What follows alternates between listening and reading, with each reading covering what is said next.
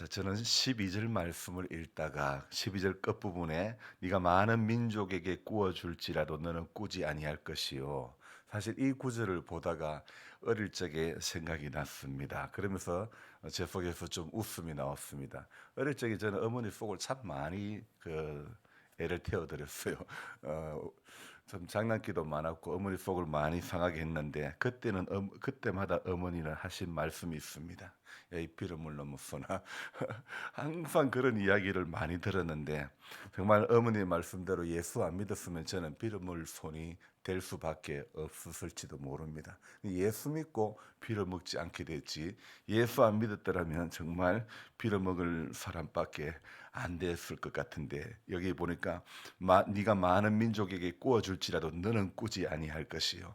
예수 안 믿었으면 돈 꾸러나 다니고 그랬을지도 모릅니다. 근데 우리 예수 믿고 하나님 앞에 생각해 볼 때에 받은 복을 세어 보아라. 그 찬송처럼 받은 복이 얼마나 많은지 우리는 감사해야 될 줄 믿습니다. 오늘은 무슨 날이라고 하죠? 무슨 날?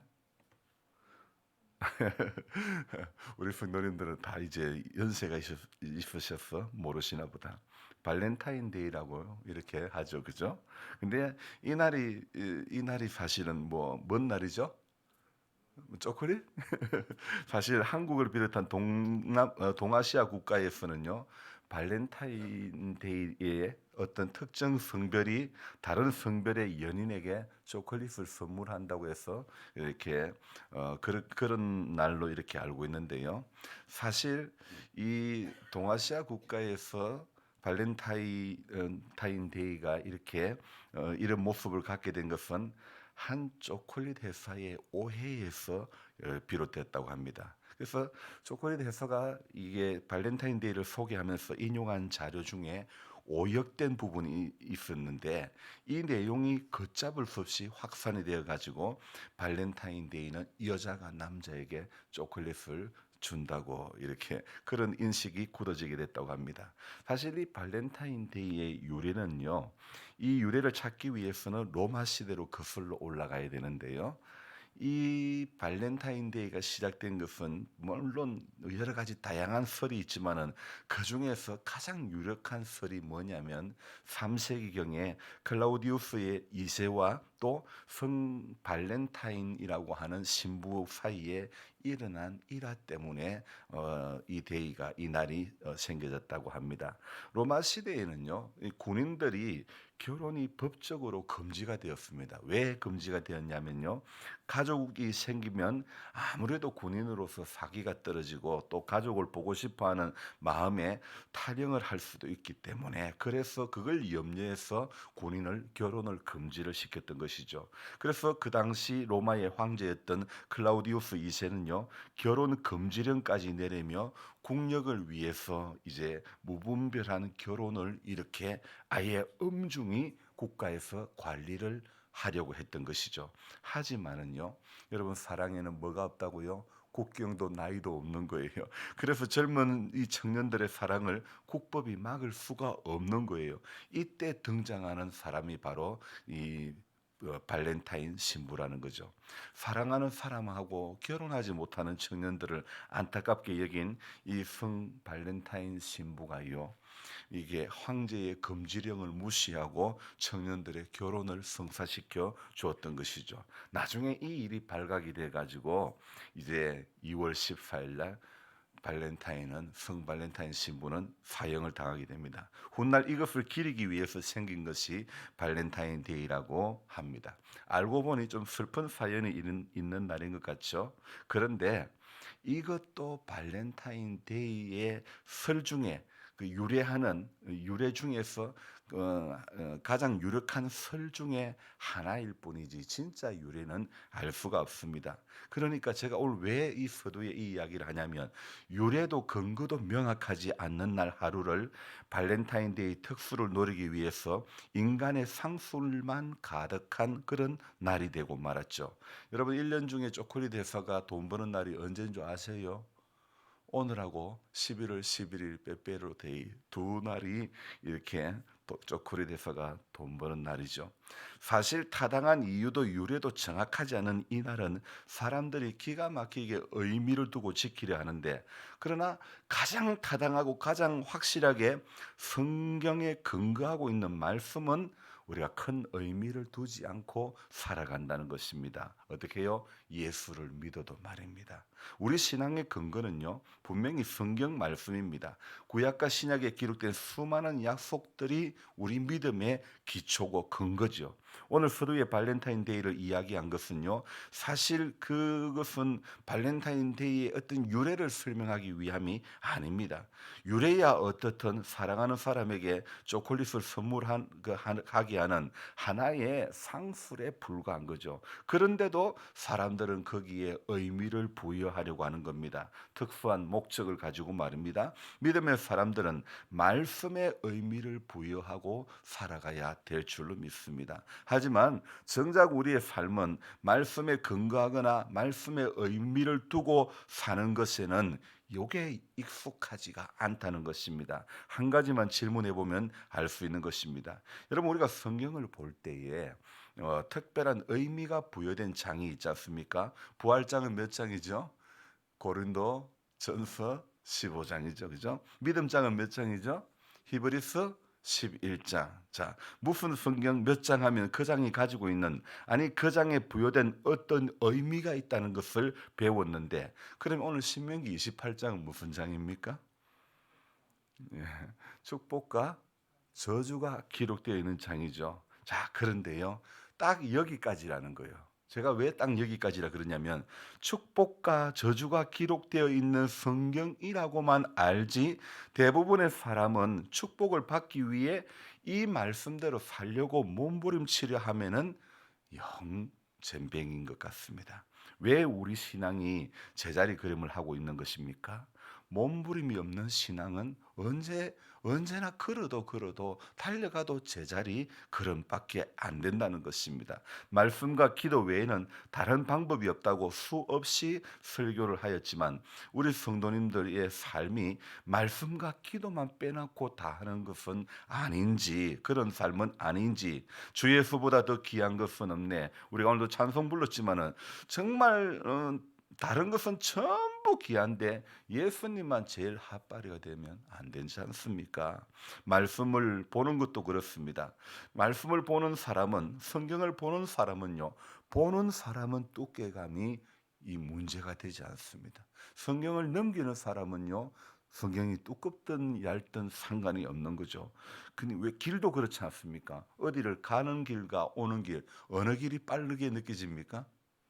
돌아오는 길이 빠릅니까? 가는 길이 빠릅니까? 오는 길이. 왜요? 가는 길 동안 이 갔다가 돌아올 때는 익숙해져 버린 거예요. 익숙한 게요, 우리는 대부분 그러니까 가깝게 여겨지는 거예요. 그래서 한번 경험되어졌기 때문에 가깝게 여겨지는 거죠. 성경도요, 보는 성경이 은혜가 되는 거예요. 힘이 되는 거예요. 덮여진 성경이 내 인생에 역사하는 게 아닙니다.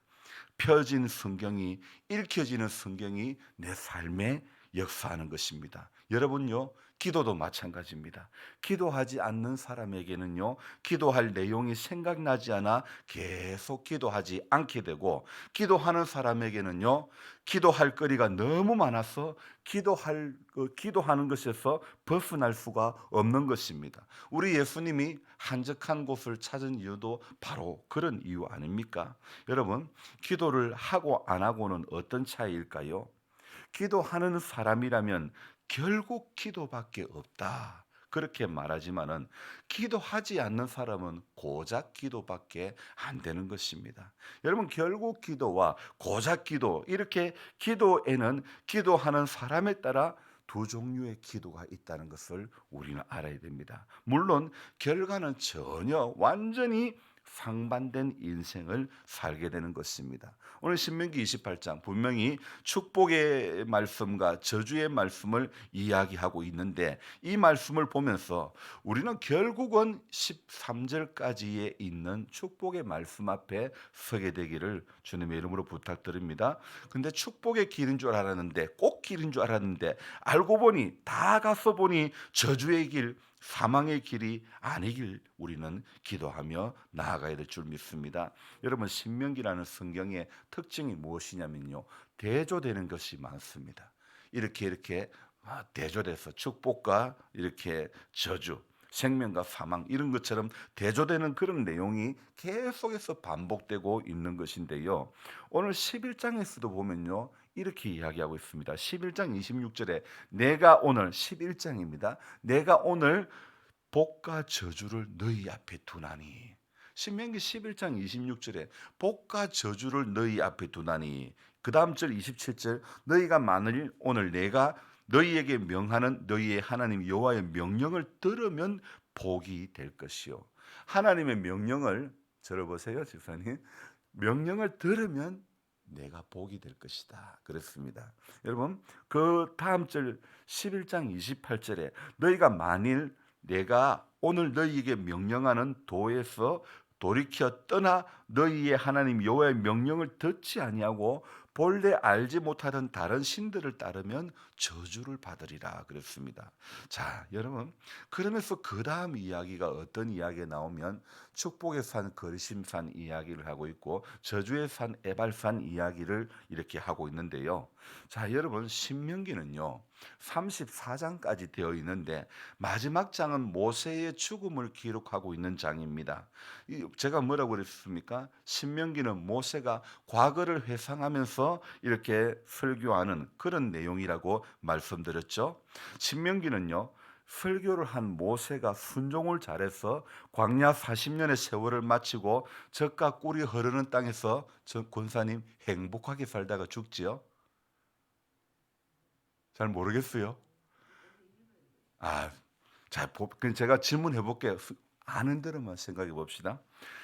이 신명기를 설교한 모세는 순종을 잘해서 처음에는 변명되고 그러다가 나중에는 순종을 잘해서 광야 40년의 세월을 마치고 젖과 꿀이 흐르는 땅에서 행복하게 살다가 죽었죠? 못 들어갔어요. 맞아요. 우리 권사님 제가 함정을 하나 이렇게 했는데, 야 대단하십니다. 대부분 이제 제가 이렇게 하면 아멘 그럴 거란 말입니다. 그런데 제가 오늘 그걸 유도를 했는데 사실은 안 넘어가시네. 사실 있잖아요. 이 모세가 그런 귀한 일들을 했지만은 이 설교를 지금 하고 있지만은 모세는 젖과 꿀이 흐르는 땅에 들어가지 못합니다. 이 광야 40년을 우여곡절 끝에 마치고 마침내 가나안이 아니었습니다. 정작 자신은 젖과 꿀이 흐르는 땅에 들어가지 못하지만은 자신의 후계자 여호수아에게 너가 거기 들어가면 거리심산과 에발산 앞에서 복과 저주를 선포하라고 명령합니다. 왜 모세가 이 신명기 설교를 하는 것입니까? 광야 첫 번째 세대는요 여호수아 갈렙을 제외하고는 40년 동안 모두 죽고 마는 것입니다. 이 신명기 설교는요 십계명과 율법에 관한 것을 듣지 못하는 새로운 세대들을 위해서 다시 한번 주어지는 것입니다. 모세가 이 신명기 설교, 이 신명기 강론을 하는 이유가 바로 무엇이냐면요 가슴에 하나님의 말씀이 살아있지 않으면 복과 저주가 갈라지기 때문에 준비를 시키는 겁니다. 그래서 여러분, 제가 이렇게 보니까요 로또를 파는 집도요 로또를 파는 볶음방도 명당이라는 데가 있더라고요. 진짜 있긴 한가 모르겠습니다. 1등 2번 나온 집, 뭐 2등 몇 번 나온 집, 이런 저마다 홍보를 합니다. 용인의 한 볶음방에는 하도 그 집 앞에 그 집이 복권에 당첨이 많이 되니까 그 집 앞에 차가 너무 밀리니까 지자체가 돈을 들여가지고 도로를 확장을 했다는 거 아닙니까? 참 그런 제가 그 이야기를 듣고 오늘 아침에 글을 적으면서 이런 생각을 해봤습니다. 교회도 그래 볼까? 성도 전부가 축복받은 교회. 이 교회에서 10여 년 목회하면 동안 장례 예배는 딱 한 번 이렇게 잘 안 주고요. 이렇게 홍보해 볼까? 성경은요. 오늘 뭐라고 이야기합니까? 복과 저주를 너희 앞에 두나니. 여러분 신명기 28장을 시작하는 첫머리에 축복의 말씀이 나오는데 여기에서 축복의 근원이 무엇입니까? 28장 1절에서 축복의 근원은 무엇입니까? 문장으로 말하면 아니, 축복의 근원은 여호와의 말씀을 삼가 듣고 그다음에 그의 모든 명령을 지켜 행하면, 이 듣고 지켜 행하는 이 말을 한마디로 하면 어떤 말? 순종이라는 거죠. 그렇습니다. 여러분, 신명기 28장은 축복과 저주를 기록하고 있는데요. 이 28장 1절에 보면 우리가 축복을 받는 인생이 되는 것은 바로 듣고 지켜 행하면, 바로 순종의 인생이 될 때에 축복이 따라오는 것이죠.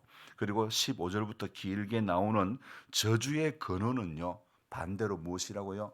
불순종이라는 것을 우리는 알아야 되는 것입니다. 여러분, 순종의 사람이 되고 축복의 사람이 되는 것, 어떤 그 방법이 무엇입니까? 오늘 2절에 기록하고 있습니다. 내가 내 하나님 여호와의 말씀을 청종하면. 그렇습니다. 하나님의 말씀을 잘 청종하면 그 뒤에 무엇이라고요? 이 모든 복이 내게 임하여 내게 이르리니. 여러분, 결국엔 순종이고 순종엔 청종이 수반되어야 되는 것이죠. 여러분, 복근방도요, 진짜 1등이 여러 번 나왔긴 나왔나 봐요. 요새 사람들이 얼마나 영악한데 안 나왔으면 가겠습니까? 복근방도 1등이 나왔다는 게 믿어지니까 그 가게 앞에 도로가 상습 정체구역이 되는 거 아니겠습니까? 우리의 신앙도요, 결국 믿어질 때에, 청종함으로 믿어질 때에 더 귀한 믿음이 생겨나는 것이고, 또 청종할 때 순종의 길이 되는 것이고, 순종의 삶이 되었을 때 그 인생이 바로 축복의 인생 되는 것 아니겠습니까? 괜히 오늘 같은 날이 뭐 발렌타인데이라고 그런 데 끌리지 말고 우리는 순종하는 그것에 끌려야 되고 하나님의 말씀을 청종하는 그것에 끌려야 되고, 덮여진 성경이 내 인생이 역사하는 게 아니고 펴진 성경이 내 인생이 역사하고 읽혀지는 성경이 내 인생의 축복의 말씀으로 다가오는 줄 믿습니다. 제가 요즘 간증하는 게 무엇입니까? 결국은 성도가 말씀 앞에 가면 하나님은 오늘도 기적을 경험하게 해 주시는 줄로 믿습니다. 지난 주일 옥방교회 가서 이렇게 잠시 경건회 할 때도 그랬습니다. 제가 이야기할 수 있는 것은 저는 다른 거 하나 하는 거 없다. 그냥 한결같이 말씀 앞에만 서면 하나님은 기적을 열어 가신다. 이 이야기를 제가 경험했으니까 이야기한 거예요. 제가 섬기는 그 방원 중에 그 예천에서 목회하시는 목사님이 있는데, 제가 섬김으로써 또 이렇게 방장 목사님들 또 방장 권사님들 이런 분들 여러분을 이렇게 섬기면서 그분들에게도 제가 간증하는 게 그거예요. 말씀 앞에 성실하게 나아가면 하나님이 기적을 열어주십니다. 제가 이래 이야기했더니 예천에서 목회하시는 목사님이 아멘 그런 게 전화기상으로 아멘 그런 거예요. 여러분, 그렇습니다. 다른 거 없습니다. 말씀 앞에 성실해지면, 말씀 앞에 한결같이 나아가면 하나님 오늘도 기적을 열어 주실 줄 믿습니다.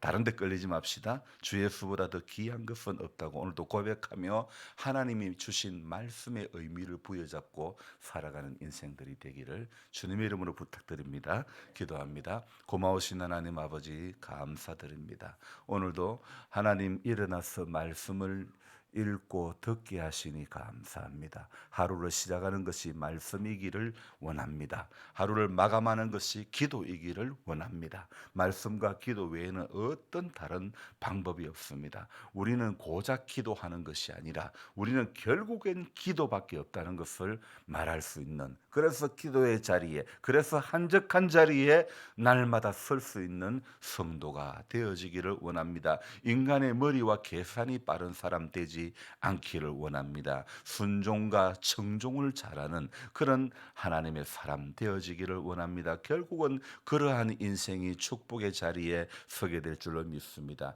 인생의 시간이 결국 마지막까지 다 와서 마지막에 가서 보니 축복의 산이 아니라 저주의 산 앞에 서게 된다면, 천국인 줄 알았는데 지옥을 경험하게 된다면 무슨 소용이 있겠습니까? 하나님, 오늘도 한 절의 말씀 앞에 우리가 귀를 기울이고 거기에 의미를 두고 살아가는 인생이 복이 있을 줄로 믿습니다. 하나님 아버지, 다른 어떤 것에 우리 마음을 끄는 것에, 우리 눈을 끄는 그것에 우리가 거기에 붙들리지 않기를 원합니다. 오직 예수, 오직 말씀, 오직 기도, 하나님 앞에 우리 신앙의 중심이 여기에 딱 붙들릴 수 있도록 도와주시옵소서. 기적을 많이 경험했던 동네가 예수님 당시에 큰 변화가 있었는가 돌아보니 아무런 그런 많은 능력을, 많은 기적을 경험했던 동네가 역사가 없었습니다. 주님, 오늘 우리 기적을 따라가는 신앙이 되지 않기를 원합니다. 말씀을 따라갈 때 기적이 쫓아오는 것이지, 하나님, 우리 중심이 하나님의 말씀과 기도에 이것에만 꼭 붙들릴 수 있도록 도와주시옵소서.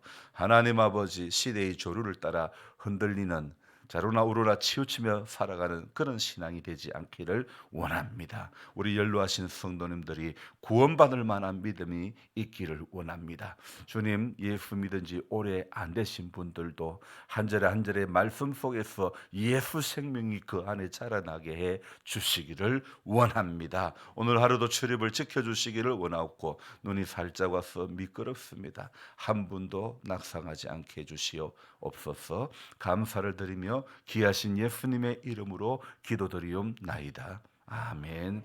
간절한 마음으로 주여 부르고 기도합니다. 주여, 주여, 주여. 하나님 아버지, 고맙고 감사합니다. 우리에게 새로운